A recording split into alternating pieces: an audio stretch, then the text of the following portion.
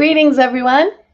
Welcome to the February SILA Foundation webinar on pet insurance. I'm Cindy Davidson. I'm the Education Trustee for the SILA Foundation, and today we are delighted to be hearing from Linda McHenry. Linda is a writer, speaker, and trainer who has worked in the property casualty side of our business for many years. She writes a terrific blog available on her website, hosts a podcast called Taking the Mystery Out of Insurance, and best of all, she writes mystery novels. Did you even know that? Linda was with us last year, so some of you probably remember her talking to us about cannabis a year ago.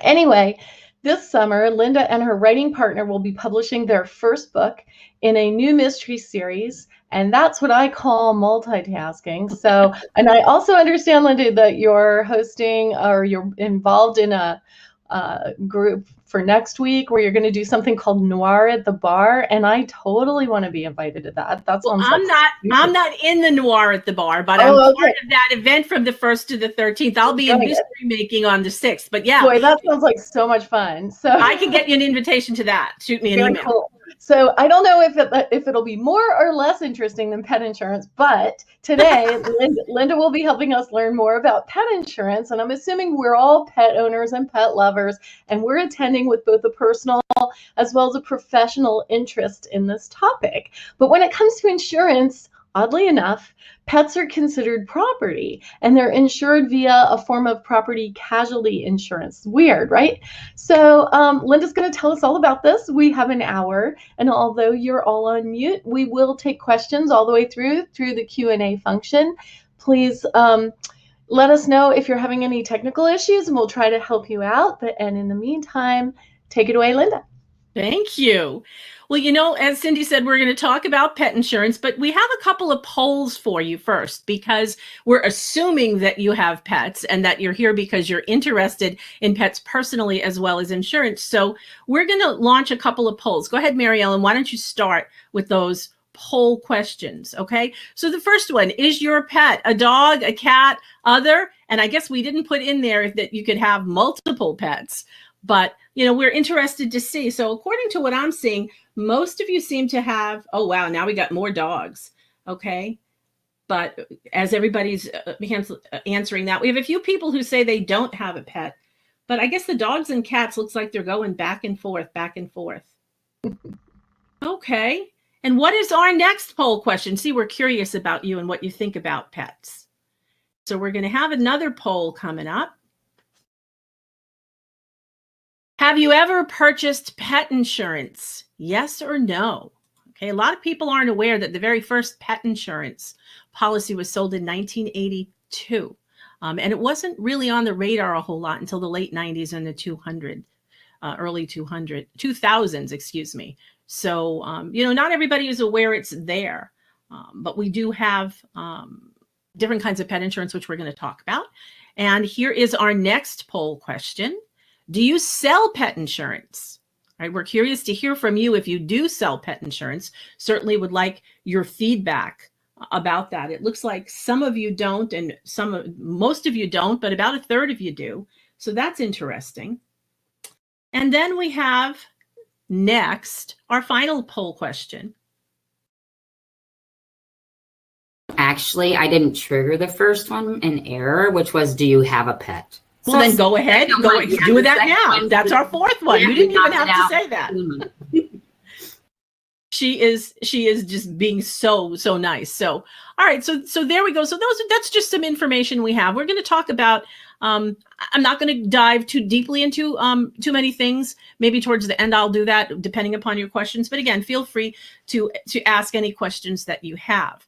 Now, according to the American Pet Products Association, 67% of U.S. households have a dog or a cat. And you can see on the screen, you know, the other animals that they have. And one of the things that it's important to understand is that we view pets as any of the animals that we have who live with us. And they're in our households. People have geckos and iguanas and parrots and snakes and, you know, all kinds of stuff. People have pigs, you know, the little pot-bellied pigs that they have that live in their houses that they consider pets. People have horses.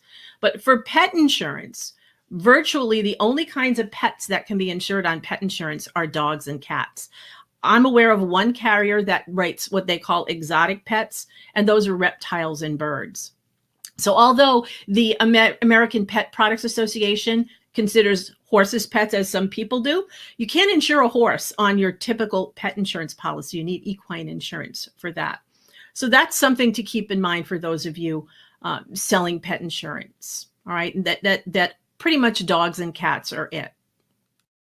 Now, when it comes to pet lifespans, this is an important part of why pet insurance is important. As animals age, just like people, they incur more medical expenses. And pet insurance is, even though, as Cindy said, it's sold as property and casualty insurance, when you read the policies, they read like health insurance policies to a great extent.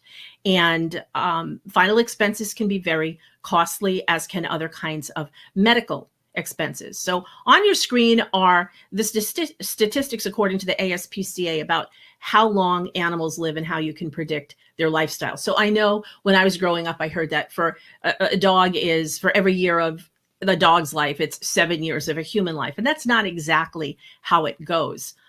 According to a bunch of different resources, the first year of a dog or a cat's life is about the same as going through puberty of a human being. Cats, like I have my cat Murphy, is 17 and a half years old. So you figure he's in his 80s now. And when it comes to dogs, you look at human life expectancy, which of course is changing. So I don't know how accurate that is.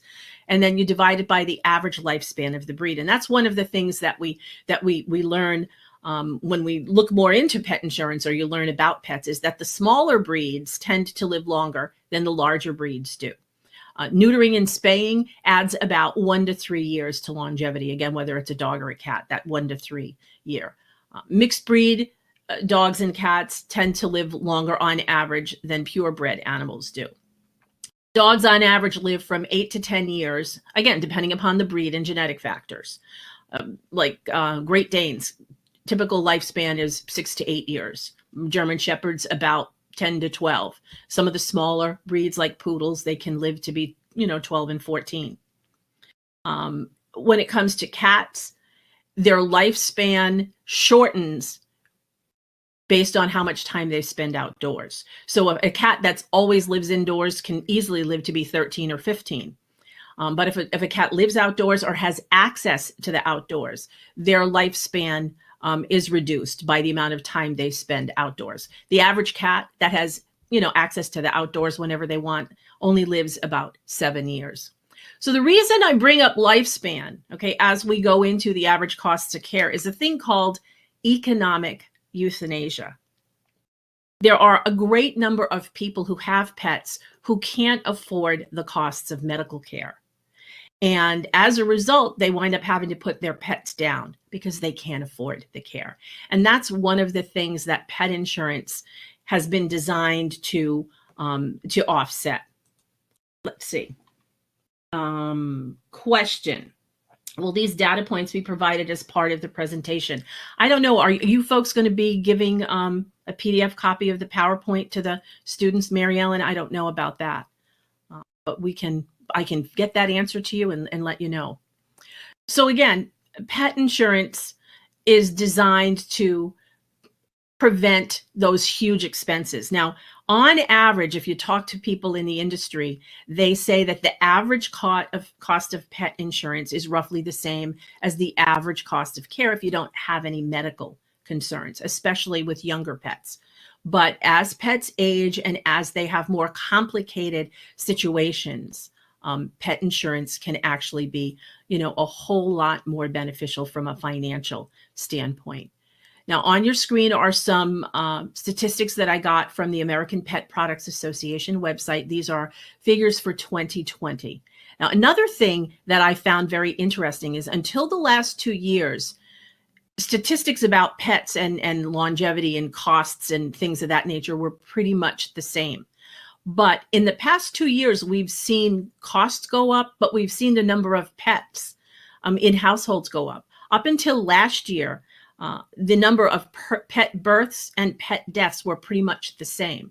But last year, there were actually about 1 million more pets born than pets who died. So again, I think the statistics are important for us to understand when we talk to our clients, so we can answer their questions and we can determine whether or not this is a coverage that they need or that is going to be beneficial for them. Now, according to the ASPCA, the cost of pet ownership in the first year is generally more expensive than in subsequent years unless your pet has a medical issue. So, initially you either buy a dog from a breeder or you adopt a dog. So those fees, there's going to be a big range in those fees. You have to buy initial supplies, beds and bowls and leashes and collars and tags and toys and that kind of stuff. Maybe you need to install a fence. I had to do that when I adopted my dog from Louisiana because he's a flight risk. You have to buy food, and then you take your pet to the vet. And if they're young, they get shots. And you have your preventive medicines, the flea and tick prevention, the heartworm, any of that kind of stuff. If you're spaying and neutering, you have those costs. If the town or in which you live requires licensing, you need to license the pet. If you want to microchip a dog, it costs about $50. So again, all those costs usually add up to, for a dog, between $300 and $1,800, cats about $400 to well over $1,000. And then you have your ongoing costs. I mean, I don't know, Chewy alone, I probably spend $200 a month, and I have 2 dogs and a cat. So, everybody is different. And I think that's one of the things that you need to ask your clients when they're inquiring about pet insurance. Now, the figures shown on the previous slide don't include the costs to diagnose illnesses and or treatment, and they don't include the costs of cremation and funeral services. So dog breeds, inherently, some of them have health risks. I guess that's the best way to put it. And that's one of the things I think is important to understand, if you're giving your clients advice about the type of pet they just bought, the dog, or when they're considering coverage. Dog breeds that have the highest risk of health problems, obviously are either not going to be eligible, or the cost of pet insurance is going to be expensive. So the two breeds of dogs that seem to have the highest risk, of medical conditions right now anyway, are Cocker Spaniels and German Shepherds. All right. Cocker Spaniels are prone to ear infections, heart disease, cherry eye, seizures, cataracts, progressive retinal atrophy, and liver disease. And German Shepherds, the larger dogs, they have joint problems. They often have skin allergies, and a bunch of other things. Bulldogs have respiratory issues. They have very high likelihood of having medical condition. Hip dysplasia is another one. And then the other dogs you can see, the Golden Retriever, the Rottweiler, the Siberian Husky. Do you see they're all mostly, other than Cocker Spaniels, they're big dogs. They have a tendency to have more of the congenital or hereditary or serious health issues. And those are the issues that a lot of the health insurers will exclude. And I'm going to talk about the coverages that are excluded as we move on. So what exactly is pet insurance? All right, it's essentially health insurance for your pet. And the policy will list covered treatments and services. It will specify levels of coverage. There are deductibles and co-insurance. Sometimes there's co-payments. In many cases, you're going to have limits. They could be annual limits. They could be a limit per procedure. They could be a limit for lifetime. There are some carriers that don't impose limits. They don't impose caps. There's also life insurance for pets. So your health insurance, when we say pet insurance, I think most people think of health insurance. But aside from the health insurance, we also have life insurance for pets. So you can purchase coverage for end of life costs. So that would be your burial or cremation. And sometimes bereavement counseling is included as well. I've seen policies that have that. And then the third type of pet insurance is pet injury coverage.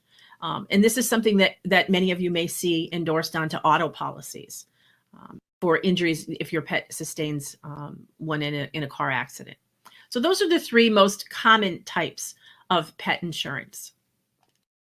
And insurance producers aren't the only individuals who sell pet insurance. Vet clinics and pet stores and animal rescue shelters can sell pet insurance. They can be sold as part of an employee benefits package. So again, I'm going to talk a little about some of the regulatory issues and concerns. People in most cases need a license to sell, but again, there's different requirements in each state. Now, one of the things that I just find crazy, I can't get it straight in my mind why it works, that pet insurance is either property and casualty insurance or limited lines insurance in most states. But when you read the coverage, it's health insurance. The terminology, the policy reads just like that.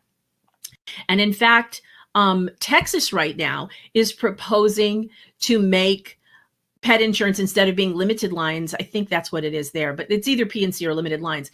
They're thinking about making it an unfiled line of inland marine coverage. I guess equine coverage is inland marine, so maybe that's where they're coming up with it. But again, it's sold as property insurance, and it's sold by producers who sell property insurance. So to my way of thinking, as someone who sold life and health insurance in the past, I started out doing that. Why do we have P&C producers selling health insurance? So I think that's another thing to think about when you're selling coverage. Make sure you understand what the policy says and how the coverage works. Question: can accident and a health license sell pet insurance? That's going to pretty much depend upon the state. If you excuse me just a minute, talking about pet insurance.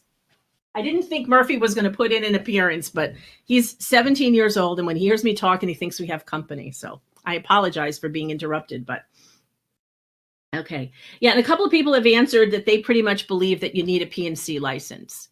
So again, when it comes to selling pet insurance, most of the states require a P&C license or a limited lines license. Texas, it's looking like they're going to want you to be able to sell inland marine, which is P&C.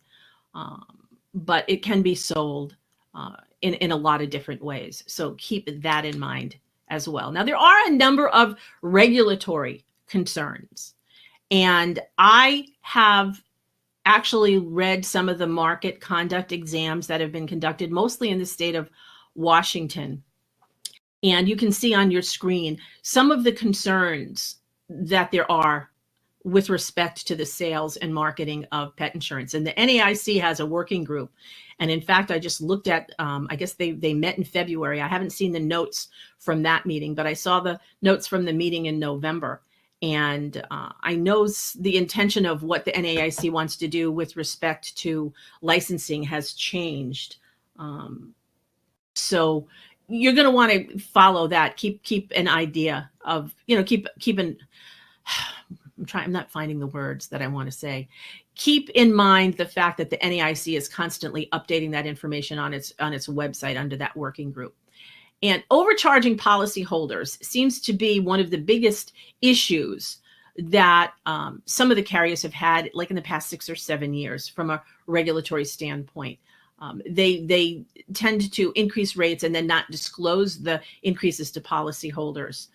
There was rebating in the form of, carriers or agents paying vet clinics or vets or technicians or staff people to sell insurance. So, that's one of the things to think about. Paying, I know one insurance company was fined for paying an unlicensed website to market coverage and generate leads. Again, whatever the state requirement is for licensure, got to make sure that any unlicensed people aren't selling. So if let's say a vet clinic has a license, you want to make sure that only the people who are allowed to sell insurance under that license actually do so. And there's a bunch of insurance companies out there that don't have any complaints against them at all. But those are things, I'm not going to go into that where I'm going to pick on insurance companies. But I'll give you some links later on if you want to check it out online, or you can check it yourself. But do make sure that if you are going to sell insurance with any of these pet insurance companies, you understand if there's any issues against them. And one of the other issues I meant to mention, and it slipped my mind until just now that I catch it, is about branding. A lot of the pet insurance carriers use a brand name rather than the insurance company name. So it has the brand name and then it says underwritten by ABC Insurance Company. a lot of the issues have been a result of the branding, because what happens is a brand will sell pet insurance, and maybe next year they'll change the insurance company who underwrites the program. And then maybe the following year, they'll change the underwriter. So it's very difficult for policyholders to know who actually issued the policy. And if there's a complaint, who to direct the complaint to. And that's just one of those things also, that if there's a brand name rather than an insurance company name, sometimes funny business takes place, and it's a little harder to detect. And I'm not saying that's always the case, but it's just something to look out for. Now, when we issue the health insurance part of pet insurance, accident and illness coverage represents the vast majority of the policies that are issued. So a policy is issued and it will cover things like, for accidents, poisonings, car accidents, getting hit by a car, different kinds of things that happen to the pet. It will also cover illness. It's the most comprehensive coverage. There will be, like I said, exclusions and limitations. There will be deductibles. All right, so it's health insurance, but every carrier handles it differently.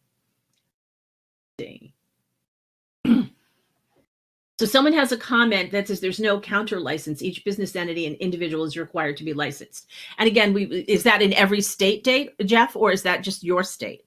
Okay, because in some cases, I've been told that when it comes to certain kinds of pet insurance, whether it be health insurance or just the accident only, or different types of pet insurance.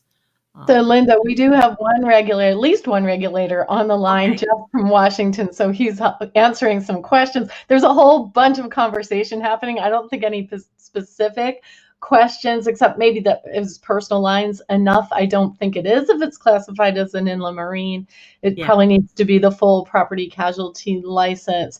But anyway, you can probably ignore the fun thread that's happening on the side where we are all giving Jeff a hard time for Okay, that's fine. being the regulator. Okay, because I certainly didn't want to ignore. I saw a couple of comments there, and I didn't want him to feel that I was ignoring him. So Jeff, I wasn't ignoring you, but now I will. So again, the accident and illness coverage, that's the most comprehensive. It's also the most expensive, and it covers more types of events. Of course, you can buy accident only coverage, and that's a really good option for people who can't afford the more expensive coverage, or who have a pet who's too old to be eligible for the accident and illness coverage. Sometimes, everybody has a different situation. The average cost for the accident only is much less than it is for the accident. For the accident only is cheaper than the accident and illness. And again, every company, I can't stress this enough, is that every company's policy is different. I don't see as much uniformity among the policies and the features as I've seen in other lines of insurance. There are things that are common, but the range of how different they can be is enormous. I'll have other comments there that I don't need to answer. Now, when it comes to underwriting, I'm going to share with you underwriting requirements and conditions that I've seen across the industry. So they're not specific to any one company. Some of them may apply to one company. They might not apply to others. So typically, pet insurance is only available for dogs and cats. I'm aware of one carrier that writes for exotic pets, such as birds and reptiles. If you want insurance for other types of animals, you need to either go to inland marine or you need to go to specialty markets. Most pets are not eligible for coverage until they're 8 weeks old. And most carriers won't enroll a pet in coverage or continue coverage once it reaches a certain age. Now, I'm going to say the average seems to be about 12. Some companies will go as low as 10. Some will go higher. Most of them impose the age limits based on breed and the particular condition that, any conditions that the pets may have had. All right. When you look at a pet, let's say you're enrolling a 10-year-old pet in pet insurance as opposed to a 1-year-old pet, you can expect that the cost is going to be 2 to 4 times higher for the older pet. And that's because the costs of care are a lot higher for older pets. They're also a lot higher in urban areas. So the cost of pet insurance is going to be different, okay, in the cities than it is from rural areas. Insurance companies tend to categorize the breeds. So they'll put 8 or 10 breeds in a particular category and there'll be a rate for those. They do the same thing with cats, although there are far more dog breeds than cat breeds. So the smaller dogs and the mixed breeds tend to go into categories that charge lower rates, and the larger dogs and the purebred dogs tend to be in higher premium categories. Most insurance companies do offer multi-pet discounts. In fact, I did a comparison of like 12 different insurers, and I only found one that did not offer a multi-pet discount. And they're typically 5 to 10% per pet. A couple of companies won't apply a multi-pet discount until you have 3 or more pets, or they have a different rate for 2 and 3 and then 4 or more. But again, most of them do offer a multi-pet discount. Other discounts include longer waiting periods, a renewal discount, a claims-free discount. The gender, in most cases for pets, a female rate is lower. Wellness plans, predictive test discount. I don't know what that is. I probably shouldn't have mentioned it because I can't answer a question about it. A microchip or ID tattoo, service or therapy dog, that can be a discount or a surcharge. Military discount, shelter adoption discount, payment discount through, automatic deduction, paid in full discount. A lot of companies, if you pay annually, they don't charge you either an enrollment fee or a monthly installment fee. But if the insured pays on a monthly basis, there can be either an enrollment fee or an installment fee or both. Is the term of coverage 1 year? And can the insurer refuse to renew based on pre-existing conditions and prior claims? Those are some questions. My understanding, most of the policies I've seen have been 1 year, but again, I think that's going to vary from carrier to carrier. And underwriting based on pre-existing conditions and prior claims, usually they won't write coverage. And I'm going to talk about that momentarily. So I will answer those questions pretty soon. Most insurance companies impose waiting periods of 10 to 30 days. So you enroll the pet in coverage. If there's an accident or an illness, it won't be covered until the waiting period expires. Typically, they're different for accident and illness.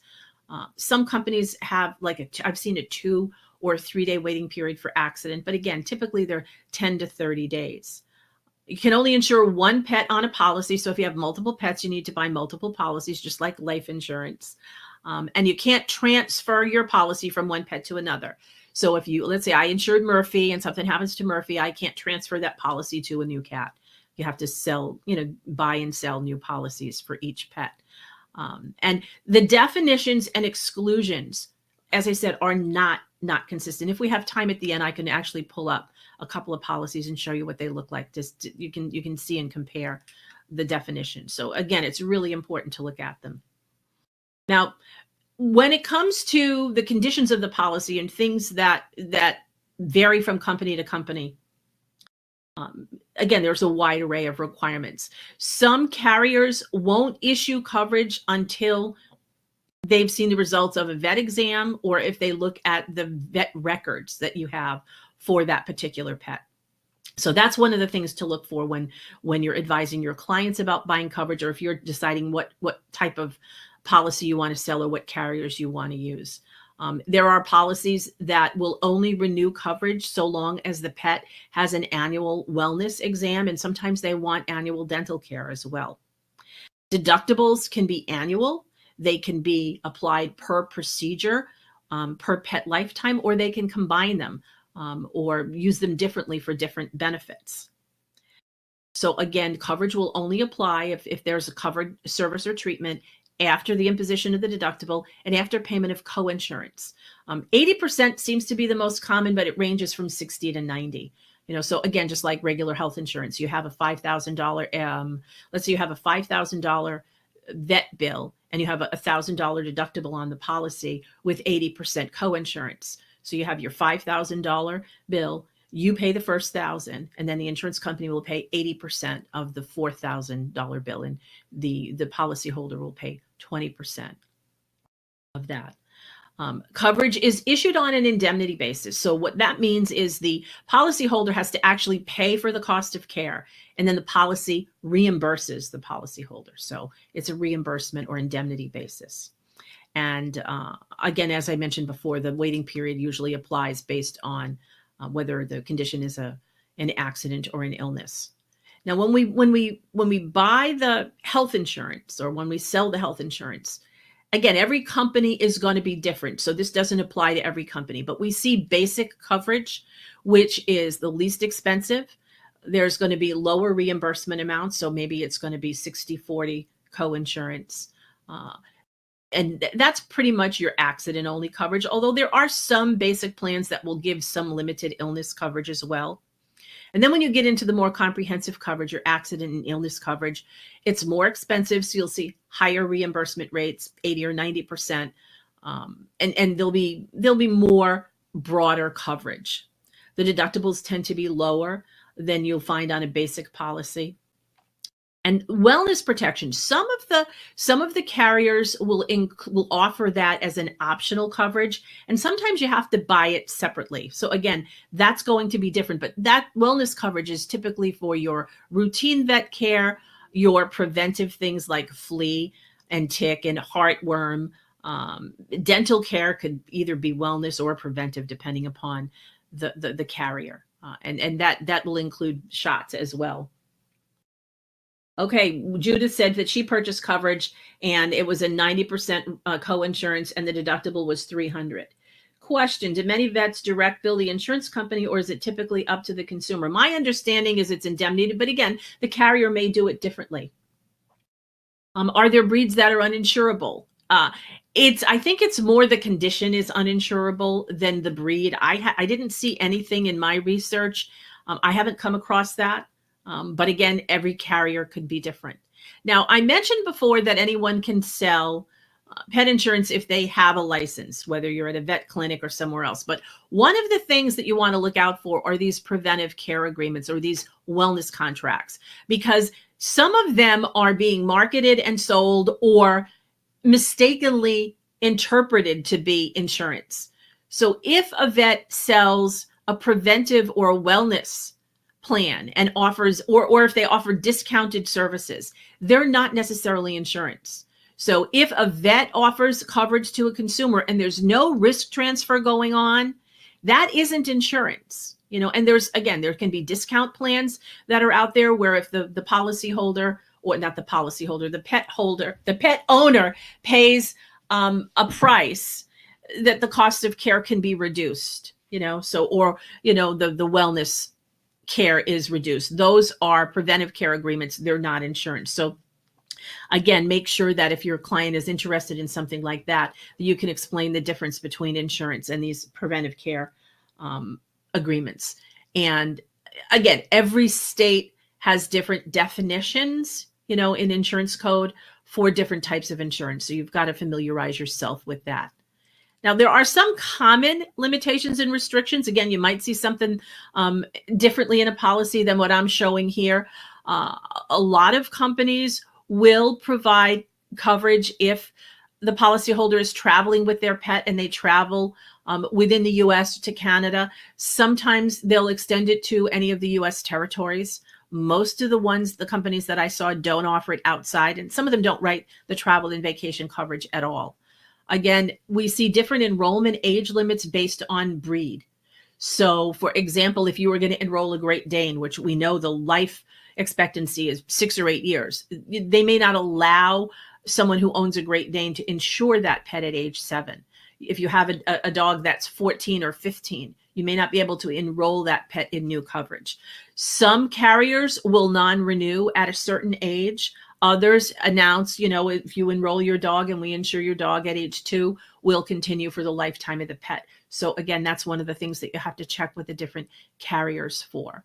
The limits, the benefits, the deductibles, all those things can be different based on the breed, based on the age of the pet, based on a condition. Let's see anything else. I've also seen that some of the dental plans that say they offer routine dental, they don't offer coverage for all routine dental. So what you think is routine dental and what I think and what the insurance company think may not necessarily be the same. There are some carriers that won't write insurance on hybrid animals, so like the wolf dog hybrid or those kinds of things. So you need to check into that if you or your clients have those kinds of pets. Some carriers also impose a requirement that the policyholder can only use in-network veterinarians or vet clinics. Now, when they do that, they say they have thousands of network vets. But, again, that's one of those things where you need to understand if the policy does have one of those limitations or restrictions or conditions, and then verify how to get access to the network, find out who is in the network. Some plans won't insure coverage for prescription drugs for the pets as well. Now, here are the common exclusions. So this is one of the questions that Cindy asked, are pre-existing, can you be non-renewed for pre-existing conditions? Generally, pre-existing conditions aren't covered. Okay, in almost all cases, if your pet has a pre-existing medical condition, that condition won't be covered. It's a very typical exclusion. Same thing with hereditary and congenital conditions, such as hip dysplasia and ACL or CCL injuries. So you have those joint injuries. And a lot of them have specific things where if one knee had surgery, then there's not going to be any coverage if the second knee requires surgery. And, again, the carriers have different requirements for that. But you're going to see in every single policy I've looked at, I've seen hip dysplasia and ACL either excluded or severely restricted. Most of the plans don't include in their basic policy wellness care, dental care, or preventive. Now, a lot of them offer it as an option. Some of them require you to buy it as a separate plan or a separate endorsement. Spaying and neutering is typically not covered, and any kind of behavioral training. You have a dog that's got a barking issue, or you have a dog that has some sort of a nervous issue. None of that's covered. You want to take your dog to clicker training. Those kinds of things are not covered. Any kind of food, medication supplies that you get over the counter are not covered. Experimental meds, experimental treatment, ambulance, any kind of transportation, grooming, boarding, any of those kinds of things are not considered care that would be covered. And when it comes to bilateral conditions, okay, they're almost universally excluded, and they're pretty strict exclusions. And what these address are conditions that occur on both sides of the body. So that's why hip dysplasia is excluded.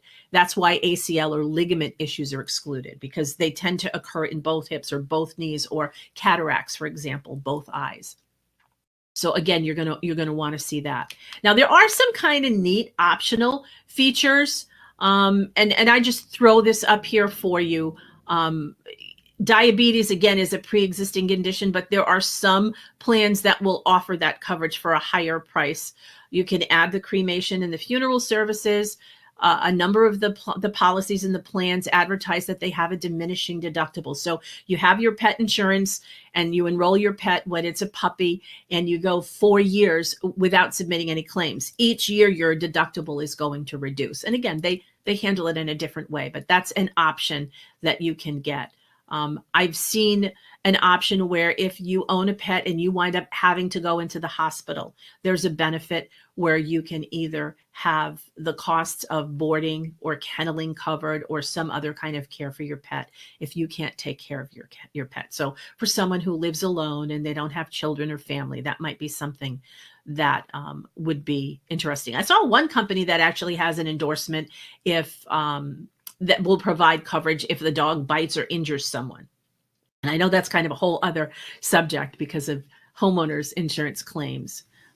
But if we have the coverage that you can add to your auto insurance, that's something to think about. And I see that there is an optional feature for inherited and congenital defects. I don't know what that would apply to. I suspect that it's probably very, very specific, and there's a lot of things that are not there. You can add, some carriers will add coverage for euthanasia and other types of things. So again, no one company offers all of these, but this is the wide range that I saw.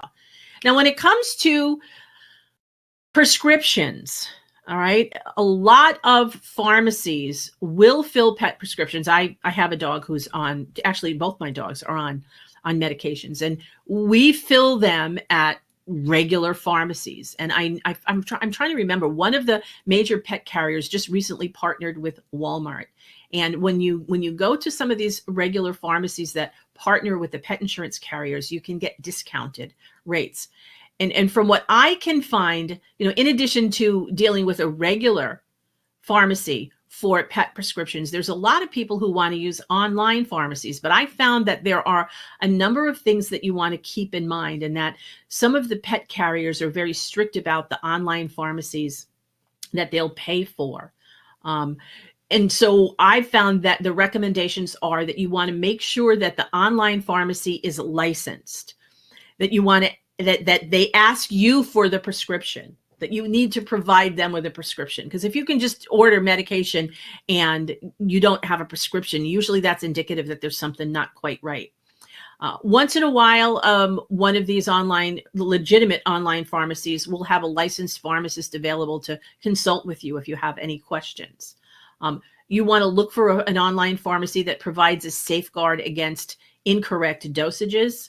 And they should carry trusted worldwide brands, HeartGuard, Revolution, Frontline, Sentinel, New Heart, NextGuard, those kinds of products. They should also allow you to pay in any of a number of different ways. Care Credit, MasterCard, Visa, Discover, PayPal, those are accepted ways to pay. If they only accept one form of payment, from what I've been told, that's something you want to look out for. Of course, you want to make sure that the website is SSL encrypted, so it has the HTTPS on it, so that your information is secure, and that they're a reputable professional outfit. And most of them should be offering money back guarantees. So if you purchase a prescription and it doesn't work on your pet, you're not happy with it, they should offer you a refund. Now, this is something that I spent a great deal of time with. I looked at dozens and dozens and dozens of pet insurance reviews. And so you can see the sources where I got them. The ones with the numbers is exactly the rank that those organizations gave.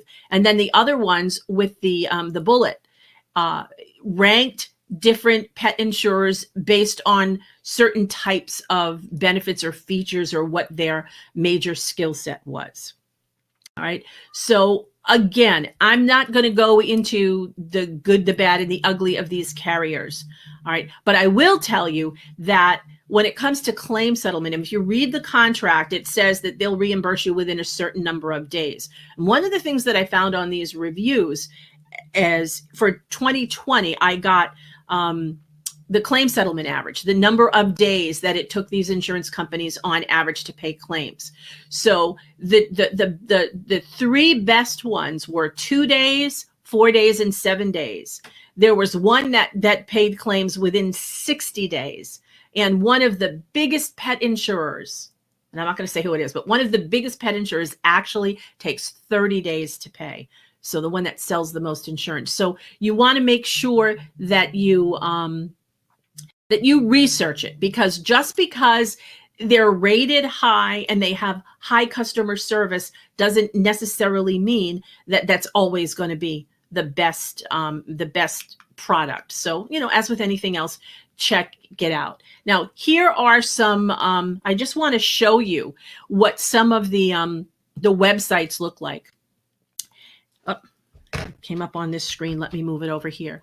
All right, so here's a pet website. You can go for the pet insurance. And then if you scroll down, it's going to show you, it gives you different kinds of policy information. And then you can, if you go down, most of them will actually let you see their policies. And then it gives you information. And that's one. And then here's another one. All right, so they'll give you information. Now, I mean, keep in mind, whatever they put on their own website is, what company is this? Yeah, this particular company is rated as reimbursing within 2 days. All right, so it has information, and see, where's the view our policy? You can click right here and you can download it. All right, I have a copy of that one. I might show you in a bit. We'll have to see. And then we have another one. And so again, I'm not endorsing any of these companies. I'm not saying that they're good or they're bad, but I'm just giving. Whoops, I didn't mean to do that. I went here. Let me go back. I didn't mean to do that. So I'm just giving you an idea of what they look like to show you, how you can look at them and see what they have to offer. All right. And as you can see, there's regular insurance companies, there are brand names, there's specialty carriers. Okay. So that's kind of what we're seeing. And one of the things that I found is one of the most highly rated carriers, according to customer service in the reviews, is the one that experienced, there's been a lot of fines and stuff that we saw, that I saw anyway. So there's a market conduct exam. There's two different situations that I found. And then there was a federal class action settlement. So I just want to move this over on this side here. So, once again, it's one of those things where you need to do your research, right? You need to check out what's going on. And I've heard recently, I wasn't able to find any market conduct exams, but I did read an article in an insurance journal that said, not the insurance journal, but in an insurance newsletter that said that there have been some a significant number of complaints about pet insurance in the states of Massachusetts and New Hampshire. I haven't found them yet. So again, if anybody is familiar with them, you can let me know. And I just quickly want to show you what two of the policies look like. Because you know how I said to you that they look like health insurance? Here we go. Here's this one. So when you look at the policy, this particular policy, you have an insuring agreement. All right. So it starts out looking like a P&C policy, but when you read the language, all right, and see, here's your general exclusions, no vet exams.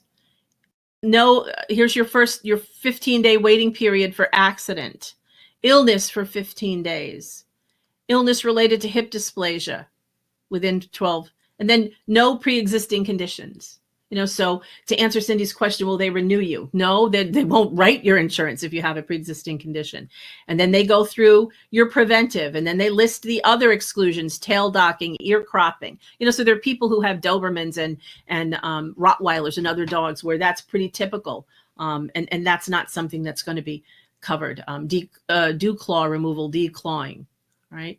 So if you can see, and then there's limits here for working pets. Someone, I don't know if it's here, but I saw somebody who asked me recently about, well, what about service dogs? Are they covered? What about if you have pedigree dogs and you raise them and for breeding? All right. So there's going to be different language in the policies about that. So again, just showing, I mean, it reads like a P&C policy, but the language of the terms and conditions pretty much read like health insurance. And then just because I don't like to just do one company, because again, I'm not endorsing anyone. Here's another one. Again, see, it's laid out like a P&C policy. And you can see the P&C carrier that writes it. Here's your definition. See, here we have dermatological condition, aggression. So you can see that there's a lot of different things in here that we didn't see in the other one. Medically necessary. They're explaining that. They have a whole lot of definitions. And then we can see the different conditions they have, what an illness is, accidents. So again, every policy is very, very different. And that's something to keep in mind when you look at it. Now, that is the end of my presentation. If there's any questions, feel free to go ahead and ask. Do you have any questions, any comments, anything you want to know or you want to share, something that I missed or that I'm not aware of that you can share with me? Feel free to do that. Let's see what happened here. Okay. Let's see. All righty. Well, that's Cindy, I'll turn it over to you if there aren't any other questions. Sure, absolutely. Well, thank you so much, Linda. I learned a ton. I think you just won the award for cutest set of slides we've ever had in a SILA Foundation webinar. We also thank you, Murphy, for showing up. We Yes. appreciate that. Murphy was doing some shout outs there as you were talking, which was incredibly cute. Yeah, well, I figured he wouldn't show up today. He usually does because I don't want him to. So I figured today. So that's awesome. Here's my 17-year-old boy. Oh, baby.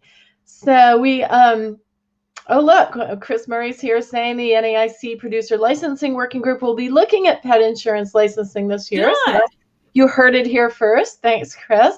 Yes. And we had quite the fun little chat going on the side. So thank you everyone who helped participate in that. I'm going to do my last little webinar commercial that this webinar has been recorded. We'll be posting it to the SILA Foundation YouTube channel in the next couple of weeks. Our speaker's contact information is available, and I'm sure that if you're willing to, Linda, we can go ahead and send these slides out to anyone who's interested. Oh, sure. Go ahead. We'll be sending out a post-webinar survey, so be sure and fill that out and provide your candid feedback. It really helps us improve going forward. SILA Foundation provides these webinars free of charge as part of our mission and outreach. If you learned something of value today, please consider a personal or corporate donation to the foundation. No amount is too small. We really mean that. We rely on donations to keep programs like these webinars going. Also, the foundation recently opened up these webinars to sponsorship. If your firm might be interested in sponsoring a future webinar, just let me or Mary Ellen know. And I just can't thank you enough, Linda. It was excellent. And join us again next month. We're going to be discussing how to identify and address workplace bullying. So we'll be sending out the invitations for that soon. All right. Thanks, everybody. Thanks for coming. Enjoy your day. Thank you.